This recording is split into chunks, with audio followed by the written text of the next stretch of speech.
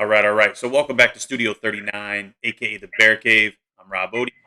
This is Spotlight 39, coming to you live just like we do pretty much every Monday through Thursday at or around 8 p.m.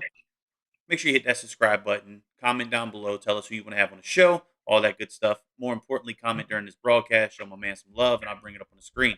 All right. Now that all that stuff's out the way, man, let's learn a little bit about who you are, what you do, all that fun stuff, man. So the floor is yours. Tell us who you are, where you're from, and we'll go from there. Hey, how you doing? Penny Boone from Detroit, Michigan.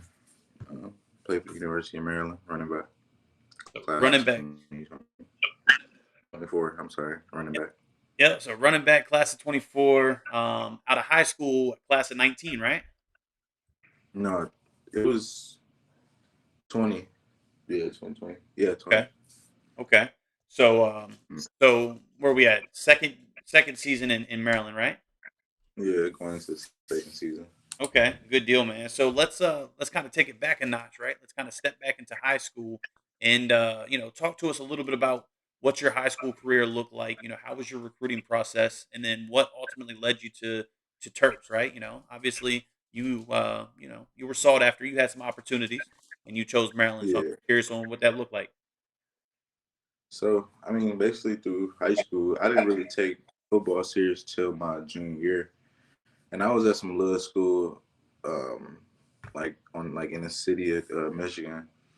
And like that school was like it was low. It was like a D3 school. But I was going crazy, and people were like, oh, you can go to the next level. But like I just was just playing just to play.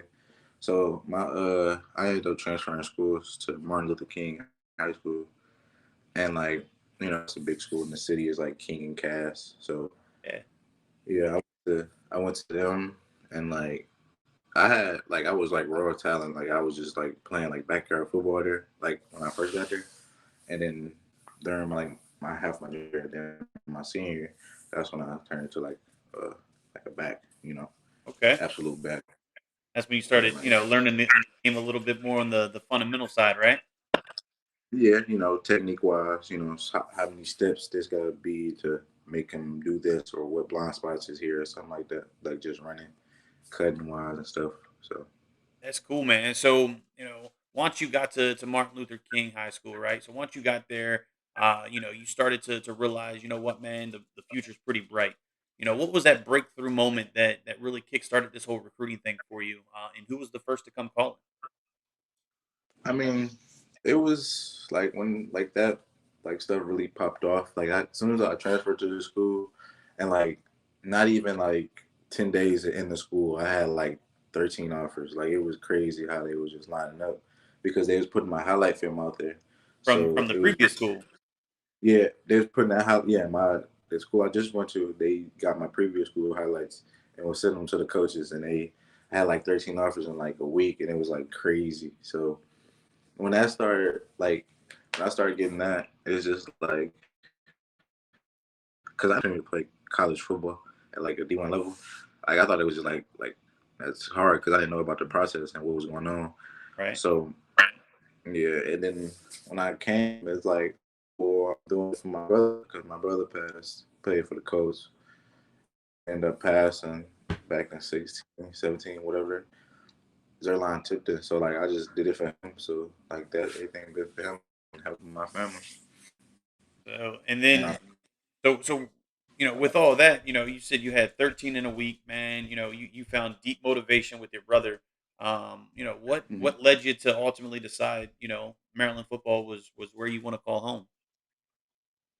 I mean, it was kind of crazy because like I didn't like I Coach Loxley. He was recruiting me at Bama. Like I was talking to him like 1-on-1, and then I didn't know what he was doing. Like I stopped talking to him for like a month, and I heard he was at like the head coach. And I'm like, okay, I could just be with the head coach. Like I could be with him, and plus he bringing new guys to the table and changing the thing around. And he was bringing in guys when he got there, just like bringing in 5 star Nick Cross, and like a lot of people was bringing in Rakim. So it's like, you know, this can be a new team, a new Maryland, like how they was back in the day. So Yeah, man. I, I just wanted to, enjoy hop on a ride and take off with it. That's cool, man. Yeah. So the relationship started when he was at Bama, right, under Saban. He got the Yeah, opportunity to be the front man at Maryland, and then you foster that relationship. Like the moves that he was making, right? I mean, he's got something special going on in Maryland. yeah, Maryland, I think y'all yeah. got something real special happening. It's exciting to see, unfold, man. I'm from Maryland, so it's just, it's kind of cool to see. But nonetheless, it felt right for you. You became a Terp. Let's talk about that transition, man. What's it like to go from being, the big man on campus at your high school, to going to a D1 Power Five program? What was that transition like? How's it been on campus?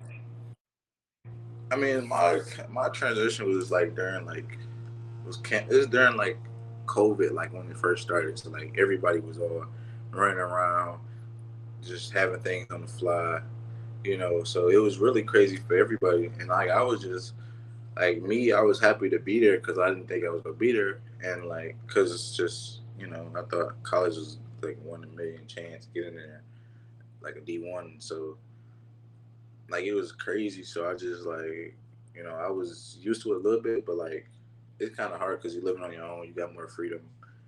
You know, you just it's just you. So like waking up was kind of hard for me. But when I started getting that under control, and then it was just all good.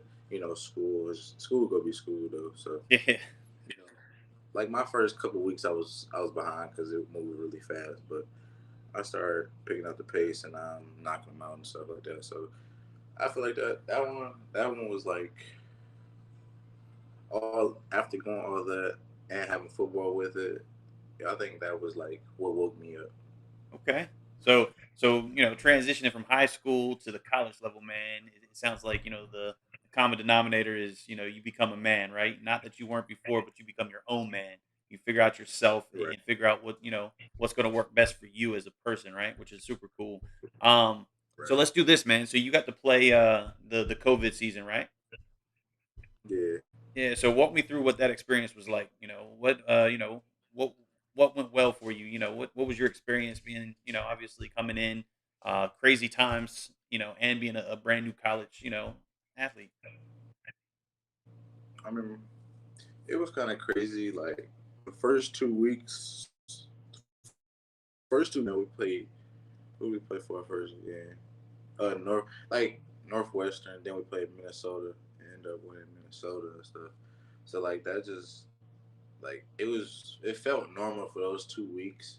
Then when three, that's when teams was getting COVID cases and you know was taking like players was out. So like it's like when you was a freshman, it's like you can only like succeed like because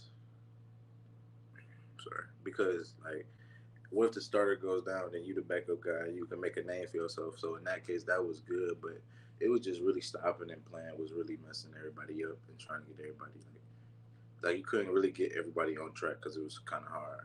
Yeah, man, it's it was difficult to watch, as a spectator on television, and I couldn't imagine what it was like, to be an actual athlete playing the game.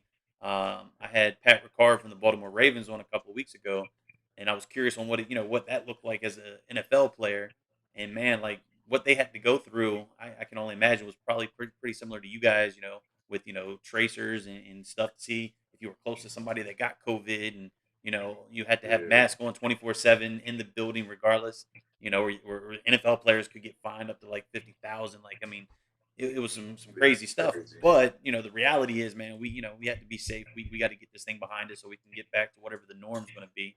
Um, but nonetheless, man, I appreciate you kind of just walking us down memory road, right, and kind of leading us up to where you're at. So if you don't mind, just kind of take this opportunity and share some words of advice, right? So obviously you were blessed in high school, and now you're a Power Five, running back.